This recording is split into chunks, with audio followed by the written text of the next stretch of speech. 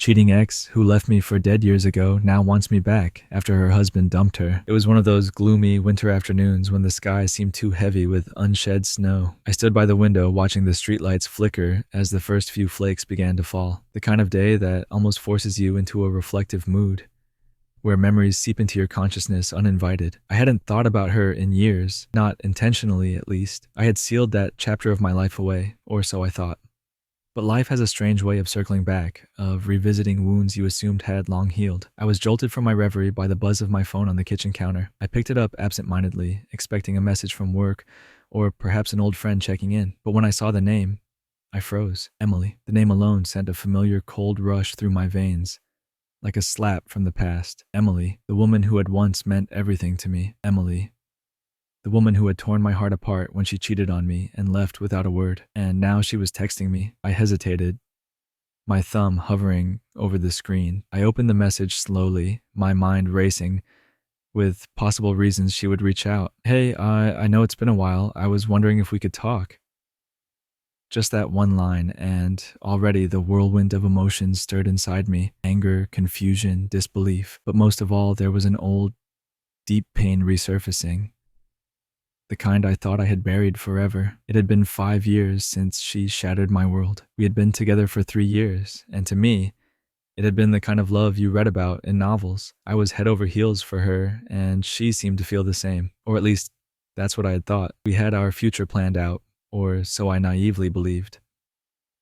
Until the night I came home to find her gone. No note, no explanation, just an empty apartment and a silence so loud it screamed betrayal. A few weeks later, I found out through mutual friends that she had left me for someone else, a man she had been seeing behind my back for months. I was devastated, completely broken. I felt as though she had left me for dead, but I survived. I moved on, painfully and slowly. I rebuilt myself from the ruins she left behind, though the scars never fully disappeared. And now, after all this time, she wanted to talk. I closed my eyes, inhaling deeply, trying to compose myself. My mind was shouting at me to ignore her, to delete the message and move on with my life. After all, I owed her nothing. But there was a nagging part of me, the part that still wondered why. Why did she do it? And why, after all these years, did she want to reach out now? I typed back a simple response. What do you want, Emily? The reply came almost instantly. Can we meet? Please, I need to explain. Explain? After all this time? The audacity of her request ignited the anger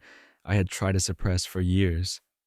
But against my better judgment, I agreed to meet her. Maybe I needed closure, or maybe I just wanted to see her face when she realized how little I cared about her now. We agreed to meet at a small cafe in town. As I walked there, I tried to prepare myself, running through the list of things I wanted to say. I wanted her to know how deeply she had hurt me, how she had left me shattered and hollow. When I entered the cafe, I spotted her immediately. She was sitting in a corner booth, nervously fiddling with her coffee cup. She looked almost the same as she had all those years ago, except there was something different in her eyes, something I couldn't quite place. She looked up as I approached, offering a small, uncertain smile. Hi, she said softly. I didn't return the smile. I sat down, my face impassive. Why now, Emily? What do you want? She sighed, and for the first time I noticed how tired she looked. I know I don't deserve this chance, but I needed to talk to you. I've been thinking about you a lot lately. I raised an eyebrow, leaning back in my chair. After 5 years of silence, now you're thinking about me? She flinched at the bitterness in my voice. I know what I did was unforgivable. I was selfish.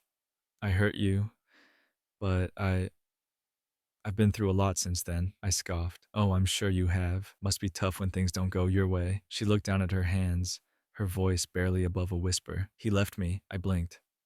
For a moment I didn't understand. Who? John, she said, her voice breaking slightly. The man I left you for. He He cheated on me, left me for someone else. For a moment I felt a strange sense of satisfaction. Karma, I thought. But then I saw the pain in her eyes, and something shifted. Despite everything she had done, I could see that she was genuinely hurting. But that didn't change the fact that she had destroyed me once. And now it seemed she was hoping I'd be the one to pick up the pieces of her shattered life. I'm sorry for what happened to you, I said slowly. But why are you telling me this? Do you think I'm supposed to feel sorry for you?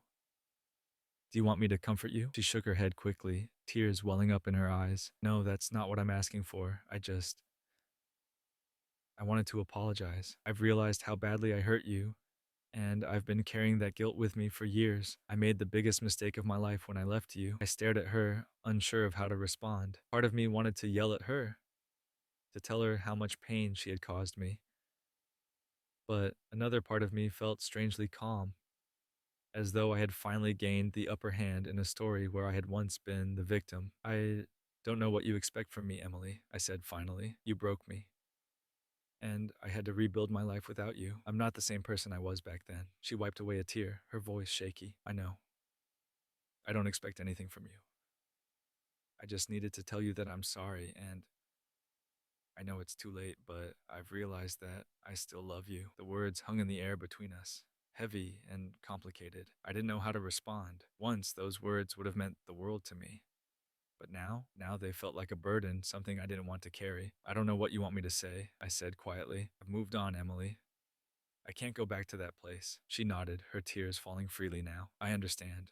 I had to tell you. We sat in silence for a few minutes, the weight of our past hanging between us like a shadow. Finally, I stood up. I hope you find peace, Emily, but I can't be the one to give it to you. She looked up at me, her face full of regret. Thank you for meeting with me. I nodded, turning to leave. As I walked out of the cafe, the cold wind hit my face, but I felt strangely lighter. I had faced the woman who had left me for dead, and I had survived, and now, finally, I could close that chapter for good. As the snow began to fall more heavily, I realized that sometimes the best closure you can get is knowing that you no longer need the person who once broke you.